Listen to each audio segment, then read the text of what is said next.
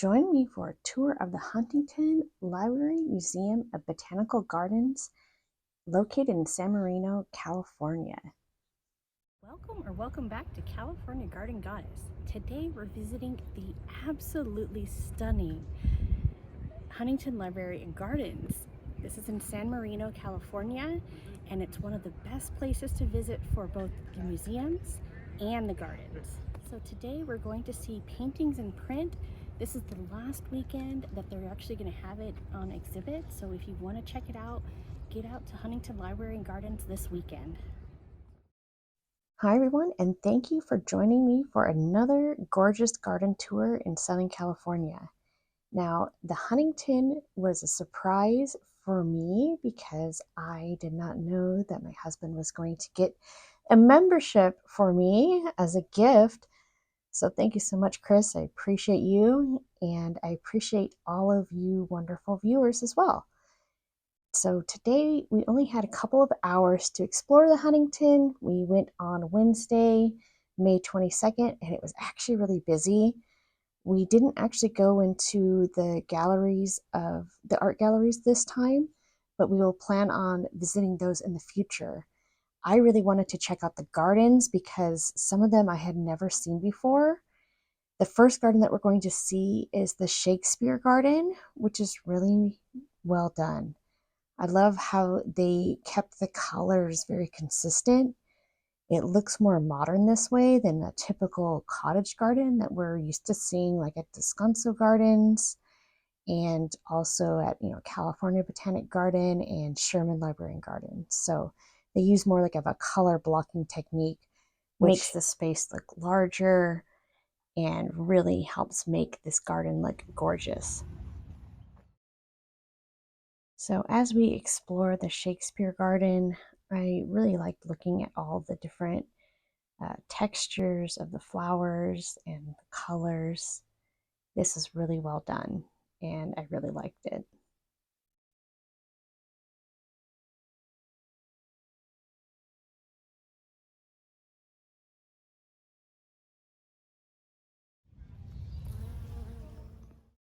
Now, it was pretty busy when I went, and I didn't see a lot of pollinators out.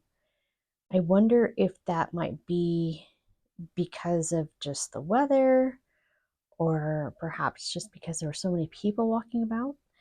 But you might see more of these gorgeous roses. Now, I love how the climbing roses are coming up with a structure, and then they did the blocks of color of roses. So white roses here, pink roses back there, and really, really gorgeous. So now we're heading into the herb garden. This is one of my favorites because it's actually right next to the tea room. And I'm really excited because I get to go to the tea room soon. Chris has also made reservations for us there. They have a nice afternoon tea, but make sure that you make reservations because the spots fill up fast. Now, I was really fascinated by that. That's a purple sugar cane.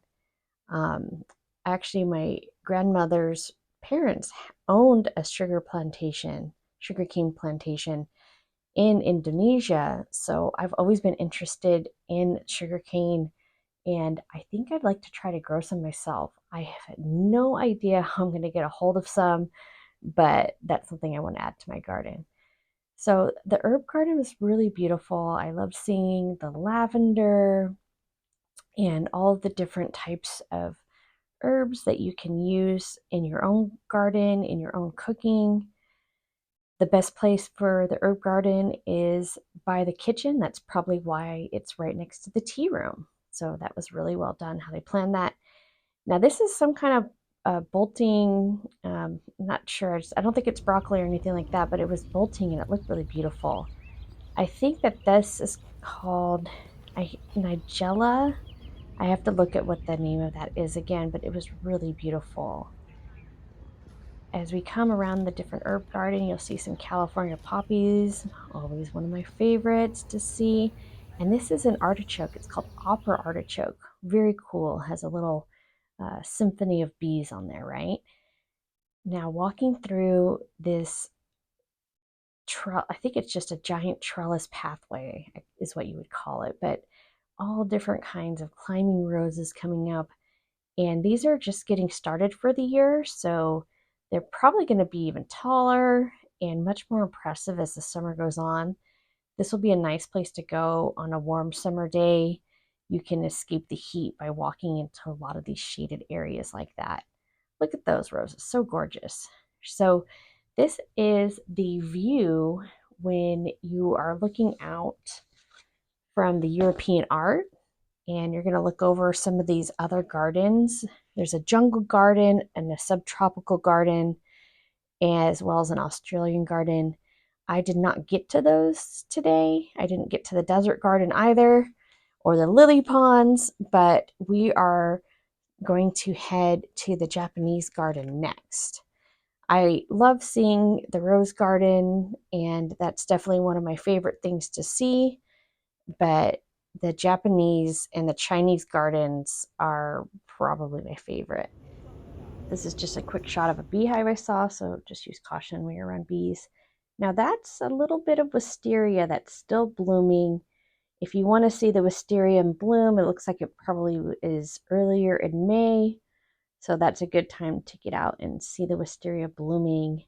I'm sure it was super packed when it was blooming, but it was nice to be able to have a little bit of solitude as we're walking through and searching for the Japanese garden.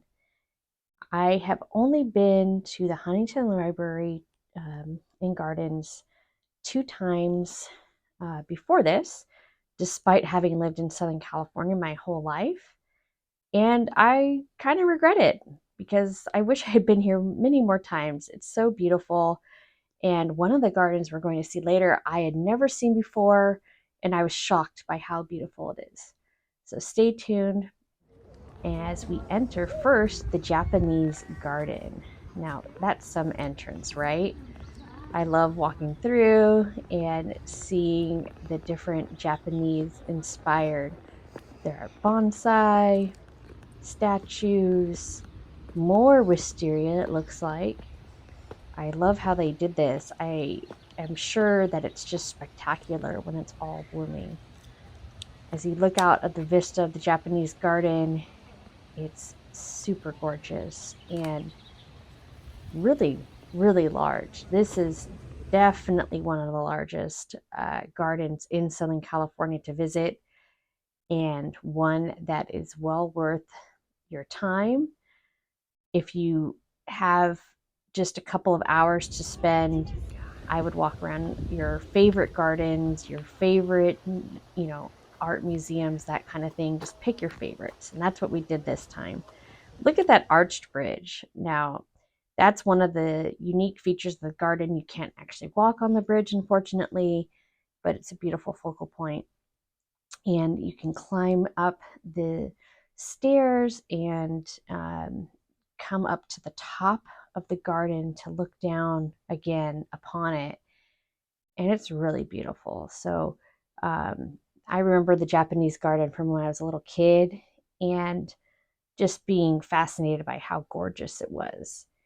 Now, when I was a little kid, I actually didn't get to explore the botanical gardens as much as I would have wanted to. And that's why I missed out on the next garden that we're headed to. And I was really surprised when I saw this garden for the first time. Look at this. So I believe this is a moon gate. Correct me if I'm wrong. But walking through the moon gate to enter the Chinese garden, I think that was my favorite part of the whole tour today. What do you think? That was pretty beautiful, right? And I love seeing they have Japanese maple and then these beautiful wooden pavilions. Look how highly polished everything is. This place is so well maintained. I think that I've said, oh, Descanso Gardens is the most beautiful. I love Bouchard Gardens as well in Victoria, British Columbia, but look at how gorgeous the Huntington is. Now, this was not listed as the lily pond, but there are some lilies there and even some visitors that I think you may or may not recognize the sound of.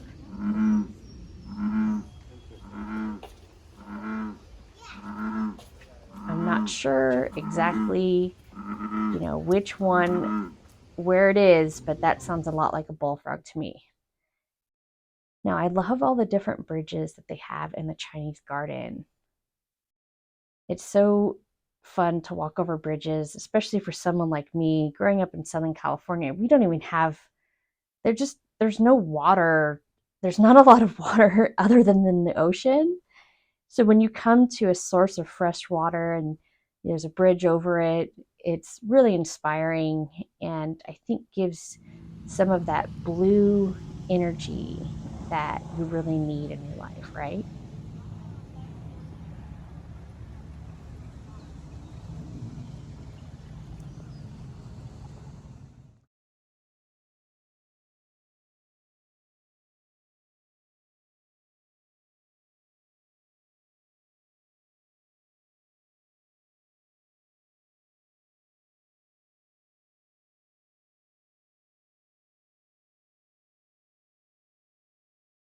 So I'd like to talk a little bit about the founders of these gorgeous collections. That's Henry and Arabella Huntington. If you think you've heard of Huntington before or don't think you've heard of Huntington before, if you've heard of Huntington Beach, that was named after the Huntingtons. So they really loved collecting. They collected rare books, art, and gardens. So what we're seeing today are those collections that were started more than 100 years ago.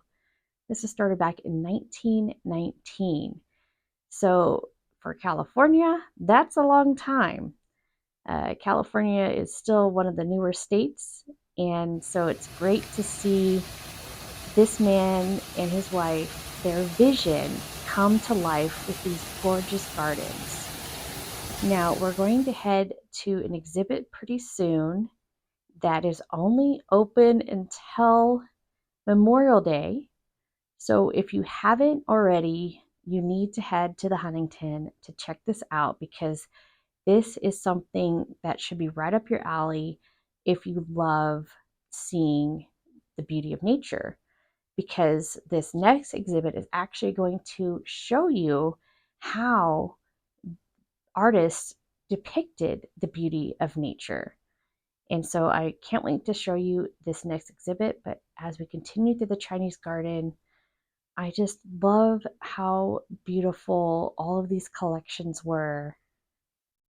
It was absolutely stunning to see in person. So if you want to go directly to the paintings in print exhibit, I suggest that you head directly to the northwest. That's in the northwest corner of the gardens. So as you enter, you're just going to head directly west and then you're going to go north a bit too. So this was really beautiful to see how Chinese calligraphers, how they developed and maintained their standards for drawing nature and painting nature. So this shows you how they progressively make a drawing or a painting. So this was their art of printing. This exhibit, like I said, it's only going to be going through this weekend of Memorial Day, and then it's going to be ending. So one of the best parts of visiting the Huntington was visiting this conservatory. It was a little bit warm, so on a hot day, you might be pretty warm, but I have a feeling that they keep it at a certain temperature for these beautiful plants. Now you're going to see a bunch of different orchids, and you can watch those videos showing the flowers and how the plants twist around, the vines twist around looking for a place to grab. I love watching those slow motion videos, and I'd love to try to make some of those slow motion videos myself one day if I can get the right equipment. But anyway, I love seeing all the different types of orchids. We're used to seeing the phalaenopsis everywhere, but there are so many different types. That's a pitcher plant. So that actually is a carnivorous plant and will actually eat insects. So we're going to quickly show a quick tour of the gift shop. We went there as it was closing. So I just got a few shots, but thank you so much for watching today. I appreciate each and every one of you. If you haven't already subscribed, please do so because you're going to get some more garden tours, one garden a day through Memorial Day. Thank you and see you in the next video. Goodbye.